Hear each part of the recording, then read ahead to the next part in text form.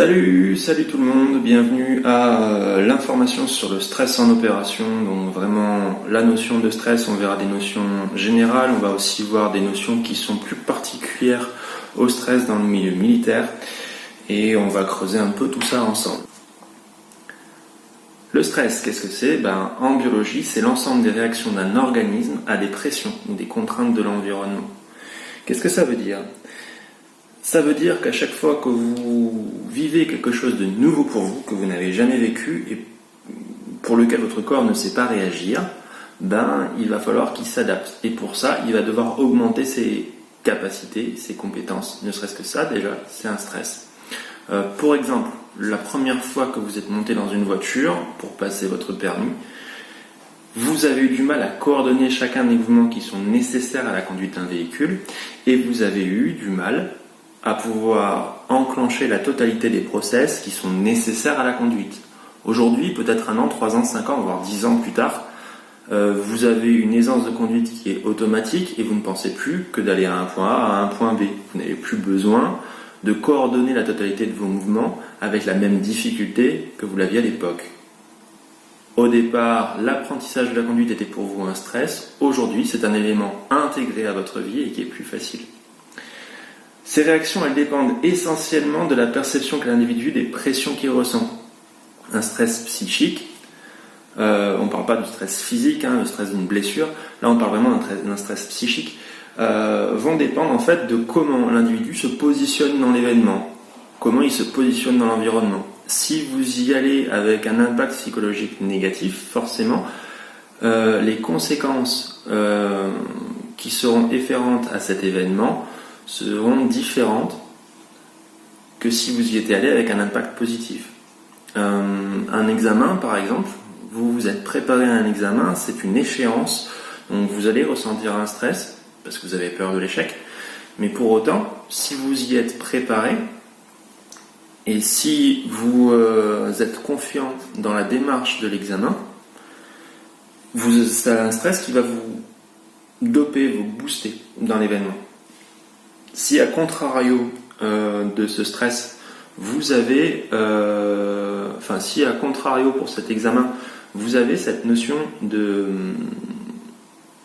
d'échec qui est bien présente, et une peur de l'échec qui est absolument présente, vous risquez beaucoup plus potentiellement de perdre vos moyens lors de cet examen.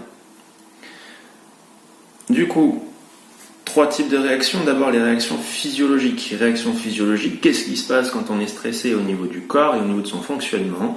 On peut par exemple ressentir le cœur qui s'emballe, la respiration qui s'accélère, la digestion qui s'arrête, ou pas. Ça peut être aussi la différence, le contraire parfait.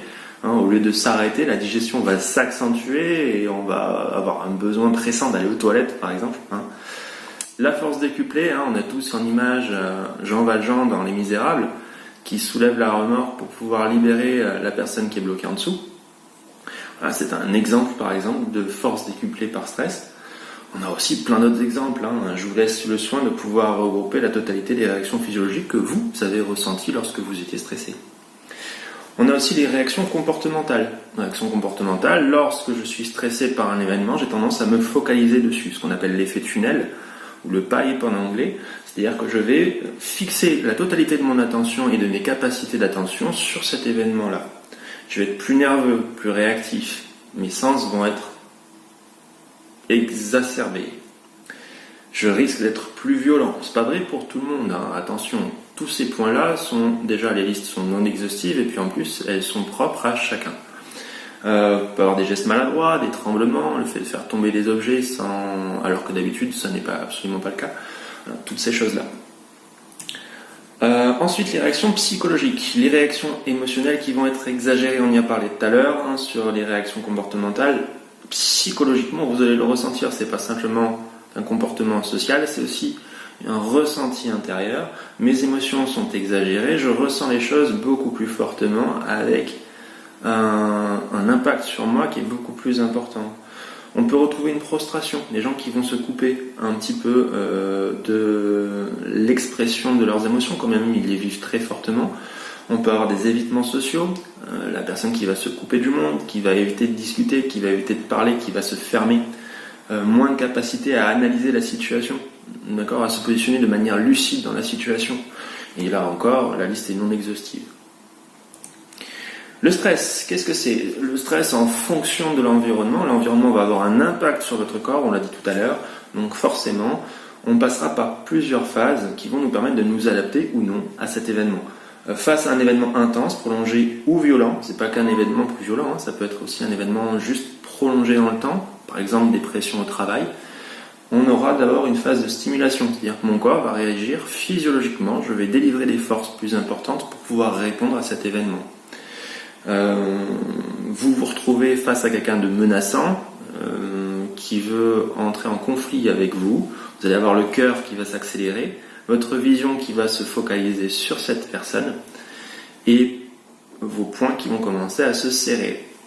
Vous n'allez pas forcément répondre par des coups, mais votre corps est aux aguets et risque de répondre à l'attaque. Ensuite, on a la phase d'adaptation.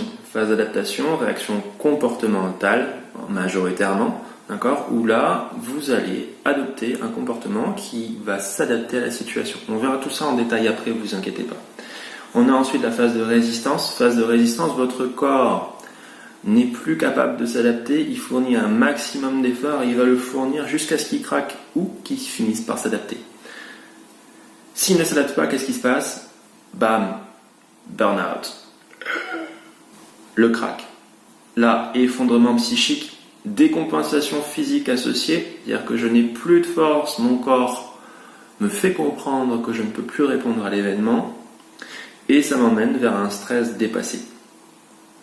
En détail maintenant, la phase de stimulation, l'action ou l'événement stressant commence.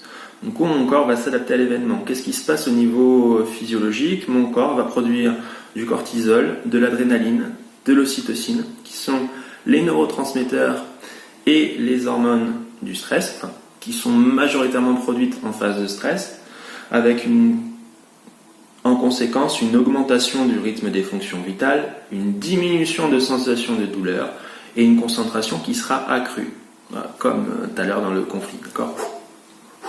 Super. Alors, pourquoi l'ocytocine aussi augmente ici?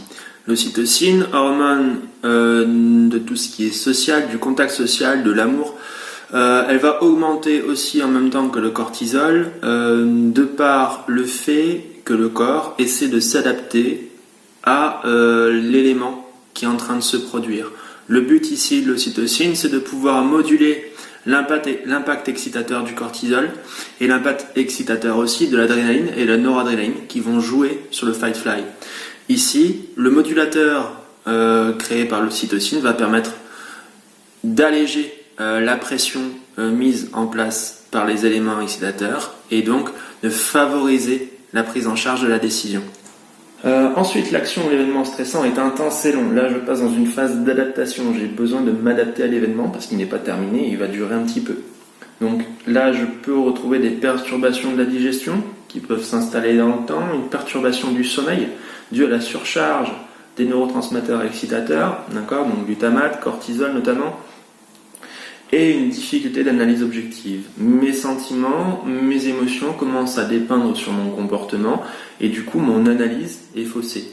J'ai tendance par exemple à exagérer la difficulté de mes travaux. Parce que j'ai trouvé ça difficile au départ, je vais trouver ça difficile ensuite et j'aurai tendance à ne rechercher que les éléments difficiles inconsciemment qui correspondent à la difficulté que j'ai identifiée de l'événement. Voilà, pour justifier quelque part consciemment et analytiquement la totalité des efforts que je fournis pour répondre à l'événement. La phase de résistance, l'adaptation ne se fait pas, l'effort est trop intense, donc mon corps est au maximum de ses capacités. Qu'est-ce que je risque ici? Une consommation plus importante de glucose avec en conséquence une chute de la glycémie, entre autres. D'accord, on peut aussi avoir un déséquilibre électrolytique qui se met en place avec une hypomagnésie qui peut se faire ressentir. Qu'est-ce que ça engendre? Une modification comportementale, pas seulement face à l'événement stressant, mais aussi dans la totalité de ma vie. Quand je rentre chez moi et que je suis dans un environnement qui est confortable pour moi, malgré tout, je garde un comportement qui est en hypervigilance et qui va répondre aux mêmes contraintes en recherchant les mêmes difficultés que celles que j'ai au travail. On a une sensibilité émotionnelle du coup qui est à fleur de peau. Je vais être beaucoup plus sensible à ce qui arrive autour de moi, beaucoup plus aux aguets et je vais réagir de manière beaucoup plus exacerbée. Les réactions immodérées, pareil. Mon gamin rentre, a eu une mauvaise note et parce que je suis stressé par mon travail, j'aurai tendance à réagir de manière excessive. Je vais déborder, je vais recracher tout ce qui est en trop en moi sur mon enfant parce qu'à cet instant précis, il va me servir de soupape, de valve à toute la pression que je ressens. Et finalement, je vais finir par craquer.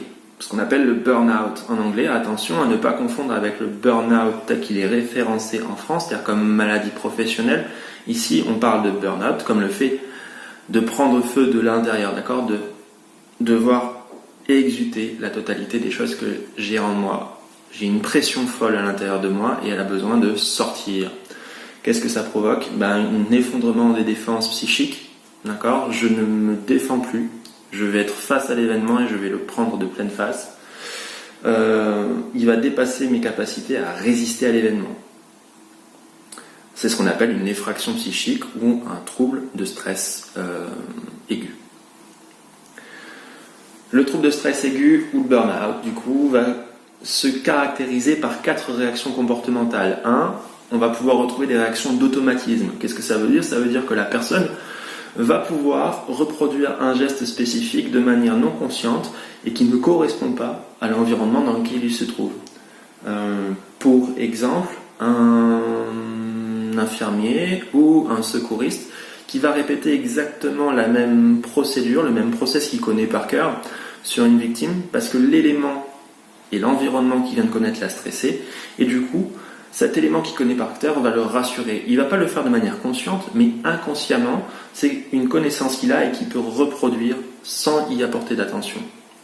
C'est une manière de se mettre un peu en analyse off et pouvoir se rassurer dans la gestuelle en se montrant qu'on sait faire des choses. Le corps se défend comme ça. Maintenant, attention, ça définit et ça dénote bien un stress dépassé. C'est-à-dire que la personne n'est pas consciente qu'elle est en train de faire ça. Du moins, elle n'en a pas la totale réalité. On peut retrouver aussi des notions de fuite panique. Ça, c'est un peu plus propre au combat. Des personnes qui vont se mettre à fuir la réalité du danger.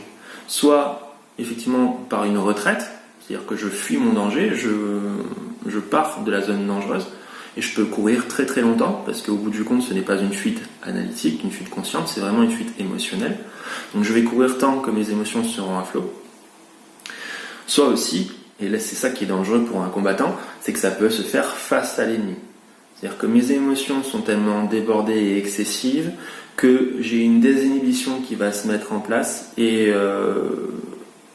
une crise qui peut se produire, une crise aiguë qui va m'encourager à partir de l'avant et donc à faire face au combat. Cette fuite, du coup, elle peut aller dans les deux sens. Autre danger de la fuite, c'est que forcément, vous faites partie d'une compagnie de combat, vous faites partie d'un ensemble, d'une équipe, et tout le monde est stressé par cet événement. Parce que tout le monde a peur. Il ne faut pas se le cacher, un militaire au combat, il a peur. Même s'il ne va pas forcément vous le dire. Donc tout le monde est mis sous tension, tout le monde est dans un état de stress intense, de stress très puissant, et si un des éléments craque, les autres éléments peuvent être à même de craquer aussi. Et d'une fuite, qu'elle soit de retraite ou de combat, peut être suivie par la totalité des camarades. Voilà. Autre élément qu'on peut retrouver, les éléments d'agitation. Là, on peut se retrouver avec des personnes qui vont fuir directement. On va pouvoir retrouver aussi une réaction d'agitation. Agitation, qu'est-ce que c'est ? Ça veut dire quelqu'un qui va plus pouvoir donner d'ordre sensé ou de directives sensées par rapport à l'événement. Je vais être complètement dépassé par ce qui m'arrive et du coup, la totalité de ma vision et de l'analyse que je porte à ce qui m'arrive, au contexte, est faussée. Et du coup, les réactions que je vais avoir par rapport à cet événement vont être pressées et ne vont pas correspondre à cet événement. C'est comme ça qu'on peut retrouver par exemple des ordres et des contre-ordres qui peuvent être donnés par un médecin au sein d'une équipe SAMU ou même au niveau des combats par un élément décideur, par un chef de groupe, un chef d'équipe, qui, tellement dépassé par l'événement, va donner des ordres qui ne seront pas applicables dans la situation dans laquelle se trouvent ces combattants. Et ensuite, qu'est-ce qui se passe? Alors, tout ce qu'on vient de voir là, c'est dans l'instant, c'est face à l'événement, c'est en train de se passer pendant que l'événement est en train de nous toucher profondément. Et après, dans la phase de sortie, soit vous vous en sortez très bien et vous sortez de cette phase de stress et vous vous reconstruisez assez rapidement, soit ce qui peut arriver aussi et de manière assez régulière, c'est la notion de traumatisme psychique et de troubles de stress aigu installés. C'est une réaction normale. Le corps a besoin d'acquérir, de faire l'acquisition de l'événement que vous venez de vivre, de comprendre ce qui s'est passé, de le conscientiser et de pouvoir intégrer la totalité des informations qu'il a à intégrer. Pour ça, vous le connaissez, hein, c'est comme les 7 phases du deuil, c'est exactement la même chose. On va pouvoir retrouver des modifications comportementales qui se déclinent en 7 phases. Hein. D'abord le déni, puis la colère, la culpabilité, le marchandage, la tristesse, l'acceptation et la reconstruction. Comment ça se dénote? Imaginez une courbe. Donc je suis en haut dans ma phase de stress qui est intense, je suis encore moi-même. Ma phase de stress passe et là je vais avoir une chute comportementale, une chute émotionnelle qui va m'emmener petit à petit à ressentir des choses négatives et à voir négativement l'événement. Puis au fur et à mesure, je vais commencer à remonter et à tirer la totalité de l'apprentissage que je peux avoir de l'événement qui vient de se dérouler. Qu'est-ce que je peux tirer comme information qui va me permettre à moi de grandir face à ça et d'en acquérir un apprentissage qui va me permettre de réagir de manière beaucoup plus posée, beaucoup plus confortable, une situation identique ou similaire à l'avenir. Donc le trauma psychique en soi, le trauma aigu, est normal. Par contre, lorsqu'il s'installe, lorsqu'il commence à se positionner dans le temps, qu'on voit que ça dure, c'est peut-être qu'une personne est bloquée dans l'une de ces phases. Elle peut très bien être bloquée dans la colère ou dans la culpabilité. Deux risques à ce moment-là, soit le trauma aigu reste positionné et du coup la personne se sent dans un mal-être permanent, ce qui peut engendrer des dépressions. Donc là, forcément, l'objectif, ça va être de le sortir de cette crise, de l'emmener soit à consulter un psychologue, soit un hypnothérapeute, pour pouvoir essayer de négocier et de se réapproprier une nouvelle position dans l'engrenage qui s'est arrêté. Le but, c'est de relancer l'engrenage, de relancer la totalité du dynamisme nécessaire à sortir de ces phases comportementales, à sortir du trauma psychique et à pouvoir en tirer un apprentissage. Pardon.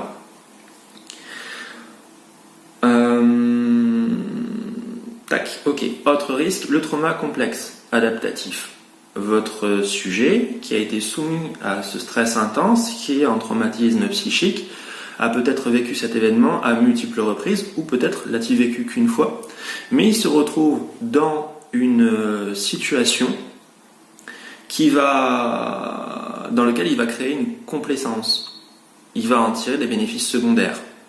En gros, prenez l'exemple de quelqu'un qui a vécu un deuil douloureux, qui n'avait jamais eu d'attention avant et qui était en manque d'attention. Et ben, ce flux d'attention qu'il va avoir des personnes autour va créer une dépendance à ces attentions. Il va devenir addict, quelque part, il va y avoir une addiction à la totalité de l'attention que lui portent ses proches. Et il va l'identifier à son mal-être. Du coup, il va créer une complaisance, un confort, face à son mal-être, parce qu'il lui apporte ce qui lui a toujours manqué. La difficulté là, c'est que du coup on trouve une dissociation par rapport à l'événement traumatique propre, qui n'est plus pris dans son essence traumatique, mais qui est pris dans son essence d'avantage, duquel on peut tirer des bénéfices secondaires, qui nous permettent de se sentir mieux sur le coup, mais qui ne règlent pas le problème. Voilà. Les phases les plus importantes des traumas complexes adaptatifs qu'on peut retrouver, c'est ces formes de complaisance qui vont à un point tel que la personne n'en a plus conscience et que ça crée un désordre comportemental, un désordre socio-comportemental qui peut être important. J'en avais parlé dans une autre vidéo, c'est l'exemple type de la femme qui a connu lors de son enfance des viols ou des incestes répétés et qui du coup identifie le rapport amoureux ou le lien affectif à travers le rapport sexuel. Pour elle, c'est devenu une réalité. C'est sa manière de fonctionner. C'est ça qui est très très difficile dans la gestion d'un trauma complexe adaptatif, c'est qu'il y a toute une perception de réalité à avoir sans perturber la réflexion et sans se positionner nous-mêmes en interprétation de ce qu'a vécu la personne. Il faut la laisser faire, il faut la laisser à un moment donné choisir quelle issue elle peut avoir à cet événement-là sans que nous apportions d'éléments qui nous appartiennent subjectivement. On en arrive au PTSD ou à l'ESPT ou au SSPT. Tous ces mots-là sont simplement des définitions du syndrome de stress post-traumatique en fonction de si on utilise l'acronyme anglophone ou les acronymes francophones. Donc le PTSD, qu'est-ce que c'est ? Le PTSD, c'est un peu différent, même bien différent, d'accord ? À ne pas confondre avec les traumas aigus ou les traumas complexes. Ici, on est sur une forme spécifique de trauma, c'est une blessure psychique plus qu'une effraction et qui ne se voit pas, et qui ne se ressent pas. La personne n'en a pas conscience, elle ne sait pas quel élément l'a blessée. C'est une affection qui est donc d'ordre psychiatrique. Elle apparaît en général entre 3 et 9 mois après l'événement, après la phase en général de trauma de stress aigu, de troubles de stress aigu, pardon. Et elle peut affecter absolument tout le monde. D'accord ? On n'a pas besoin d'une situation extrêmement catastrophique. Ça peut être des éléments qui sont complètement rapportés, complètement imaginés, complètement virtuels. La personne n'a pas forcément vécu en soi un véritable trauma physique. D'accord ? Ça peut être complètement psychique et surtout complètement virtuel, complètement subjectif. J'insiste bien là-dessus. Par contre, les éléments qu'on va pouvoir retrouver, c'est un sentiment de mort imminente et inéluctable. Je vais mourir. Cet événement va me faire mourir et je ne peux rien contre. Cette mort, elle peut être ressentie comme une mort physique ou comme une mort symbolique. Cet événement me fait mourir, cet événement me fait mourir intérieurement. Je ne suis plus moi. Je suis détruit. C'est bon ? Cool. Du coup, tout élément peut être vecteur de stress post-traumatique, à condition qu'il y ait bien ces attachements-là. Il se décrit notamment par le syndrome de présentification. Qu'est-ce que ça veut dire ? Ça veut dire, pour exemple, je revis ici des réactions qui correspondent à là-bas, parce que ce bruit correspond au danger de là-bas. Lorsque je l'entends, ce bruit, je sais très bien que je suis chez moi. Mais le bruit n'est plus celui de la porte qui claque chez moi, mais celui de la grenade qui a pété en Afghanistan. Et du coup, mon corps réagit à ça, et je ne comprends pas pourquoi. Voilà. Du coup, pour bien expliquer la présentification, c'est que vous vivez un élément, quelque chose de traumatisant, autre part, et cet élément traumatique va se répéter dans votre vie ici, sans que vous puissiez le rattacher au contexte de là-bas. Je vais essayer d'être un peu plus clair. Imaginez un jardin. Ce jardin-là, c'est le vôtre, c'est votre terrain, c'est votre lopin de terre. Sur ce lopin de terre, vous faites construire une maison. Et pour défendre cette maison, au sein du jardin, on y met un chien. Cette maison, qu'est-ce qu'on met en général dans une maison ? Dans une maison, on y met la totalité de nos affaires. On y met nos photos d'enfance, on y met nos papiers, nos factures. On y remplit notre frigo avec les produits qu'on aime manger. Ou pas, mais en général qu'on aime manger quand même. Tout ce qui nous correspond, tout ce qui nous identifie dans nos valeurs, dans nos goûts, dans nos positionnements et dans nos souvenirs. Tout ce qui nous a construits. Le chien, lui, c'est l'élément de vigilance. Celui qui va permettre de protéger la maison en fonction de ce qu'il va voir, de ce qui se passe autour. Pour qu'il puisse voir ce qui se passe autour, il a besoin de savoir s'il y a un élément qui vient près du lopin de terre. C'est pour ça que votre lopin de terre, il est entouré d'une barrière. Cette barrière, ce sont vos sens. Le chien, c'est votre conscience, et la maison, c'est votre subconscient. Lorsque je me prépare à un événement, par exemple, au niveau militaire, je me prépare à une mission dangereuse, par exemple une libération d'otages. Grâce aux renseignements que j'ai d'autres équipes, je sais exactement dans quelle maison je vais devoir rentrer, comment elle est faite, combien il y a de chambres, quelle est l'architecture de cette maison, et je vais pouvoir travailler sur l'infiltration de cette maison, la neutralisation de la menace en fonction de plusieurs schémas, pour être certain d'être préparé à ce qui va se passer. C'est ce qu'on appelle chez nous le drill, l'entraînement. Donc on va construire une réplique de cette maison, de cet environnement, on va travailler dedans des centaines de fois, on va répéter plusieurs scénarios possibles. Est-ce que je dois rentrer plutôt à gauche, plutôt à droite? Quelle pièce je dois fouiller? Quel risque je prends en fouillant cette pièce? Est-ce qu'il risque d'y avoir un ennemi? Si cet ennemi n'est pas dans cette pièce mais dans une autre, comment je dois réagir? Et on va répéter la totalité des scénarios possibles et imaginables pour pouvoir pallier à tout imprévu. Et je me prépare. Donc, dans l'histoire de mon jardin, mon chien est en train d'intégrer des informations et rajouter des papiers dans la maison face à quelque chose qui vit par rapport à la clôture. Toutes les informations qui lui viennent de la clôture, il les ramène à la maison pour les enregistrer. C'est comme ça que mes arborescences de drill vont me permettre d'avoir un nombre de variables nécessaires à répondre à un danger, quelle que soit la manière qu'il aura ou le scénario qu'il aura à se présenter. Vient le jour de la mission. Le jour de la mission, mon stress augmente, mon corps rentre en hypervigilance, mes sens sont exacerbés, parce que je sais que je vais vivre quelque chose de dangereux, quand bien même je m'y sois préparé. C'est plutôt du bon stress là pour le coup, ça me booste, ça me prépare, je suis focalisé sur mon objectif. Mon chien est focalisé dans l'angle du jardin qui représente l'entraînement et le risque que j'ai travaillé jusque-là. Tout se passe bien, on rentre dans la maison, on fouille pièce de gauche, pièce de droite, on neutralise ce qu'il y a à neutraliser. Vous ressortez et vous vous dirigez vers l'escalier du fond, bien focalisé, quand tout d'un coup, ici, une grenade explose. Cette grenade, elle ne correspond à aucun scénario d'apprentissage. Vous ne l'avez jamais travaillé, vous ne savez pas ce qui va se passer, vous ne l'avez pas prévu. Et pendant que vous êtes focalisé sur autre chose, cette grenade qui explose va vous surprendre. Elle va vous surprendre d'une par son bruit assourdissant, mais aussi par la totalité des sens qui vont être mis en exergue quasiment immédiatement ou par la suite. L'odeur de la poudre, le cri des copains qui sont blessés, l'odeur du sang, la vue des corps mutilés, le bruit des répliques avec les armes, tous ces éléments sensoriels vont s'imprimer en vous de manière brute. Sur le coup, il y en a qui vont réagir en stress dépassé, qui vont rester complètement bloqués sur la situation. D'autres ne vont absolument pas réagir et vont pouvoir rester parfaitement lucides sur la situation et y répondre.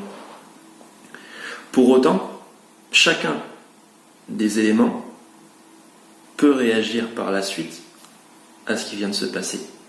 Là, on est sur une forme de trauma aigu pour l'instant, pour certains, pour d'autres, tout se passera bien. Mais ce qui va se passer, c'est que la totalité des éléments que vous venez de vivre vont s'imprimer en vous, quoi qu'il arrive, comme un danger. Parce qu'à cet instant précis, en voyant votre pote en train de mourir par terre et en train de se vider de son sang, ce que vous êtes aussi en train d'imprimer, c'est que ce bruit-là, pour vous, reflète la mort. Une mort inéluctable, une mort que vous n'avez pas prévue. La mission se termine, vous rentrez chez vous. Les mois se passent. Et puis au bout du compte, vous faites partie de ceux qui ont assez bien vécu cet événement. Vous avez connu des débriefs, vous êtes passé par des sas de décompression, des moments de confort où vous rencontrez des psychologues et on vous réapprend à sortir de la phase tactique pour rentrer un petit peu dans une phase plus normale. Et à cet instant précis, pendant les débriefs, pour vous ça allait. Moi, vous avez vu des copains qui, eux, par contre, se plaignaient de ne plus pouvoir dormir et d'être marqués par cet effort et d'être triste d'avoir perdu un copain qui finalement a fini par décéder. Mais vous, bizarrement, ça ne vous a pas trop atteint. Puis les mois se passent, effectivement. Vous êtes en famille, vous savez très bien que vous êtes en sécurité, il n'y a aucun problème. Jusqu'à maintenant, tout va bien. Vous partez voir le feu d'artifice du 14 juillet avec votre femme dans les bras et votre enfant. La nuit tombe, la première fusée monte dans le ciel et explose. Et là, votre corps réagit intégralement comme si la fusée qui venait d'exploser était la grenade. Et sans comprendre ce qui se passe, vous vous retrouvez plaqué au sol, à vous protéger, en sueur, avec une réaction de défense qui pour vous ne correspond absolument pas à l'événement. Parce que vous savez très bien que vous êtes un feu d'artifice et que vous êtes avec votre femme et votre gamin, et qu'il n'y a aucun risque. Mais, à cet instant précis, votre corps, sans que vous compreniez pourquoi, réagit à un danger. Et ce danger, c'est celui que vous avez vécu pendant votre mission, votre libération d'otages, qui a imprégné un réflexe par rapport à un stimulus sensoriel qui est le son de la grenade, la fréquence sonore, l'élément brut, qui s'est intégré en vous comme un danger. Ce qui fait que, même hors contexte, parce que c'est ça, il n'y a pas de contexte, même hors contexte, ça va s'imprimer comme un danger pour vous et vous allez réagir comme ça. Du coup, qu'est-ce que ça crée ? En premier temps, dans un premier stade du PTSD, vous n'allez pas comprendre ce qui vous est arrivé pendant ce feu d'artifice et du coup, surtout, vous allez vous mettre en hypervigilance parce que vous ne savez pas quand est-ce que ça va se reproduire. Vous ne savez pas quel élément a provoqué ça et où est-ce que vous pouvez le retrouver. Du coup, vous allez chercher partout. Vous allez essayer d'éviter tout ce qui peut provoquer cette situation-là. C'est comme quand on était au collège et qu'il y avait le bruit du collège qui vous disait « Toi là, toi je vais t'attraper, je vais te fracasser la tête. Toi là, je vais t'attraper, je vais te tuer. » Et puis vous étiez comme ça, dans un coin, à ne pas savoir quand ça allait tomber, à faire votre prière tous les jours, en se disant peut-être je vais mourir ce soir. Mais vous ne savez pas quand est-ce que ça va tomber. Et du coup, vous surveillez à chaque fois que vous croisez ce type, et à chaque fois que vous voyez son regard et qu'il vous fait et ben ça monte. Alors, là c'est ça, l'hypervigilance. Mais vous ne savez pas quand est-ce que ça va tomber, vous ne savez pas d'où ça va venir. Cette hypervigilance, elle est rattachée à des réactions qui sont automatiques et appropriées. Quand le stimulus apparaît, ça peut être un claquement de porte de voiture, ça peut être un pétard qui explose dans la rue, ça peut être une planche en métal qui tombe par terre. Vous allez réagir avec une méthode de défense qui ne correspond pas à l'événement. Et du coup, de par le fait de penser toujours à ça et d'être en hypervigilance et de se dire que vous allez peut-être réagir comme ça pour tout et rien, vous allez avoir des cauchemars réviviscents qui vont se rattacher à des insomnies parce que vous n'avez pas envie de vivre ces cauchemars. Et puis ça va s'aggraver. Le stade 2, il va y avoir ce syndrome d'évitement, une modification comportementale qui va être très lourde. Vous allez éviter toutes les situations dans lesquelles potentiellement vous pouvez retrouver ce stimulus. Du coup, vous allez un peu vous couper du monde. On évite les foules, on évite les magasins, on évite d'aller dans des endroits bruyants. Si c'est le bruit, ça peut être complètement autre chose comme stimulus.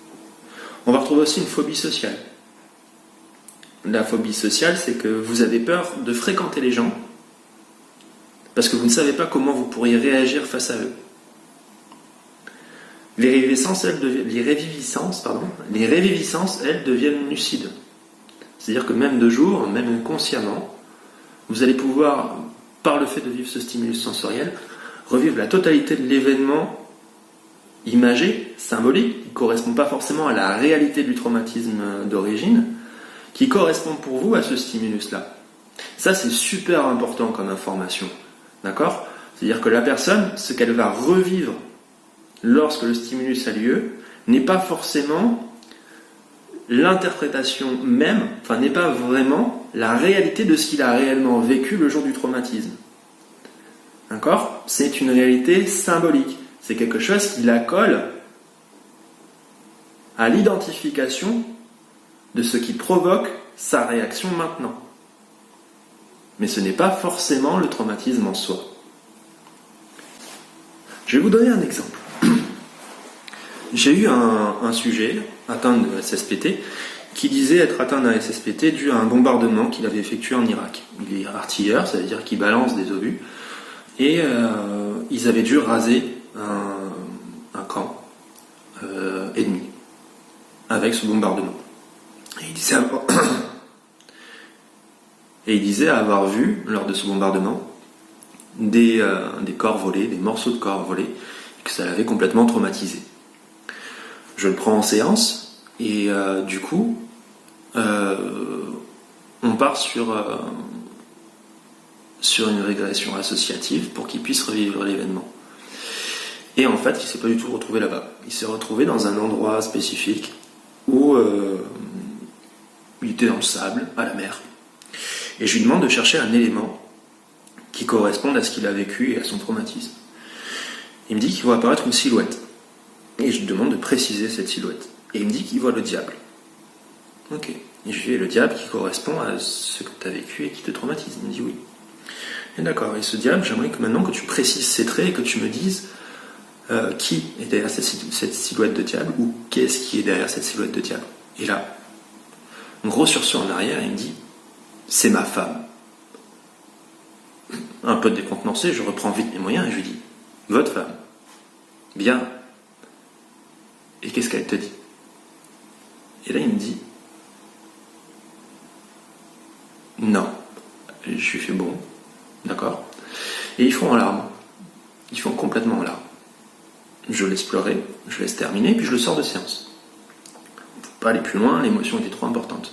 Et là, consciemment, il me dit, je vais vous dire une chose que je n'ai dit à personne et que je ne voulais pas accepter jusqu'à maintenant. Il me dit, en fait, mon trauma, mon SSPT, je viens de réaliser qu'il n'est pas dû à l'Irak. C'est que 2 jours avant de partir en mission, ma femme m'a annoncé que ma fille n'était pas ma fille. Et elle a 4 ans. Et là, ma vie s'est effondrée. Je me suis vu mourir. J'ai vu mourir tout ce que j'avais construit jusqu'à maintenant. Mon amour, ma famille, mon foyer. 2 jours avant de partir en mission tactique. Il en avait fait déni, complètement. Et il avait rattaché de manière symbolique la totalité des éléments sensoriels qui se rattachaient à cet événement, au bombardement en Irak, parce que c'était plus facile pour lui, symboliquement, de rattacher ce qui était en train de bouleverser son comportement à une situation militaire, plutôt qu'à une situation intime et personnelle. Vous voyez à quel point l'interprétation traumatique que vous pourriez avoir sur un SSPT n'est pas forcément la réalité. Stade 3, on va pouvoir retrouver une déréalisation, c'est-à-dire que la personne, puisque son comportement ne lui correspond pas et puisqu'il n'a plus identification de ce qu'est la réalité, pour lui, tout ce qu'il vit aujourd'hui n'est plus réel. Ce monde autour de lui, le confort en France, sa famille, tout ça n'est pas réel. Parce que ce qui est réel et ce qui correspond au comportement qu'il a par rapport au stimulus, c'est là-bas. Il a compris que c'était à l'origine au combat. Du coup, il va essayer de retourner au combat. Parce que c'est sa réalité. Il peut se mettre en place une alexithymie aussi. Une alexithymie, ça veut dire qu'il ne ressent plus aucune émotion et qu'il ne peut plus se positionner émotionnellement dans un événement. Par exemple, son fils rentre le soir, lui dit qu'il a eu une mauvaise note. Sa femme lui demande de gronder son fils qui a eu une mauvaise note et il va lui répondre « mais c'est pas grave, il n'est pas mort, tout va bien, c'est pas dramatique, il a eu un 2 sur 20 ». D'accord, la notion de réalité et déférence émotionnelle qui correspondent à l'événement ne sont plus justifiées ou justifiables. Elles ne correspondent plus au contexte. Il peut se mettre en place aussi une dépersonnalisation. Puisque je ne réagis plus comme je suis normalement face à des choses qui normalement ne m'atteignent pas, c'est que je ne suis plus moi. Et si je ne suis plus moi, quel intérêt de continuer à ressentir les choses? Il se dissocie. Ça peut créer des marginalisations, des addictions, alcool, drogue. Ça peut créer des désinhibitions, des comportements dangereux, des comportements à risque. Puisque la personne n'est plus elle, et qu'elle n'est plus dans une réalité, autant se permettre tout ce qui est interdit.